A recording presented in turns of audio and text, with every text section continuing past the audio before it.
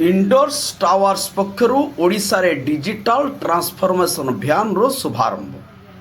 भारतर आत्मा ओडिशा को गढ़िला भ्राम्यमणीय डिजिटल शिक्षा इंडोर्स टावर्स पक्षरु नुआपड़ा रे डिजिटल ट्रांसफॉर्मेशन अभियान नीट फाउंडेशन सहयोगिता रे डिजिटल साक्षरता सह गोष्ठी सशस्त्रीकरण ग्रामीण भारतर डिजिटल विभेद दूर करने दिगरे एक गुरुत्वपूर्ण पदक्षेप भाव विश्वर एक बृहत्तम टेलीकॉम भित्तिभूमि कंपानी इंडस टावर पक्षरु नीट फाउंडेशन सह मिसी ओडिशार नुआपड़ारे डिजिटल ट्रांसफॉर्मेशन अभियान रो शुभारंभ होईछि।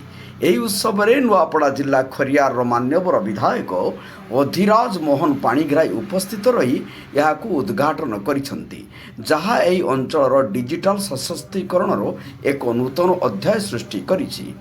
ସୌରଶକ୍ତି ଚାଳିତ 21 ଆସନ ବିଶିଷ୍ଟ ଡିଜିଟାଲ ଫର୍ମେସନ ଭ୍ୟାନ୍ର ହାଇସ୍ପିଡ୍ ଇଣ୍ଟରନେଟ୍, ଆଧୁନିକ କମ୍ପ୍ୟୁଟର ପ୍ରିଣ୍ଟିଂ ଏବଂ ଇ ଲର୍ଣ୍ଣିଂ ଟୁଲ୍ ରହିଛି। ଏହା ଅନର୍ଗସର ଗୋଷ୍ଠୀକୁ ମାଗଣା ଡିଜିଟାଲ ଶିକ୍ଷା ଓ ସାର୍ବଜନୀନ ସେବା ଯୋଗାଇବା ପାଇଁ ପ୍ରସ୍ତୁତ ହୋଇଛି।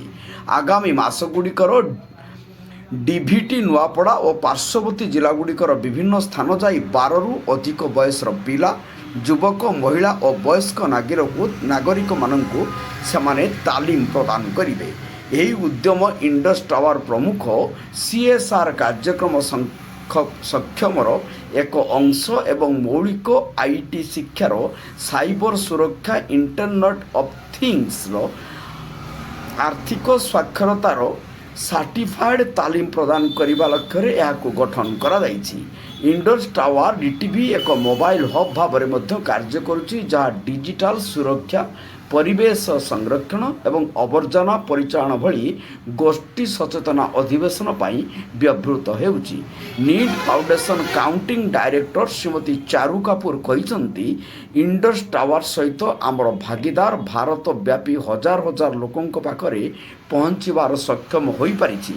ଓଡ଼ିଶାର ଏହି ଶୁଭାରମ୍ଭ ସହିତ ଆମେ ଅଧିକ ଲୋକଙ୍କୁ ଡିଜିଟାଲ, ଆର୍ଥିକ ଏବଂ ଜୀବନ ଦକ୍ଷତା ତାଲିମ ପ୍ରଦାନ କରିବା ପାଇଁ ଉତ୍ସାହିତ, ଯାହା ସେମାନଙ୍କୁ ସଶକ୍ତ ଜୀବନଯାପନ କରିବାର ସାହାଯ୍ୟ କରିବ। ନୂଆପଡ଼ା ଜିଲ୍ଲାରୁ ପରମେଶ୍ୱର ମେହେରଙ୍କ ରିପୋର୍ଟ, ଜନତା ଏକ୍ସପ୍ରେସ୍।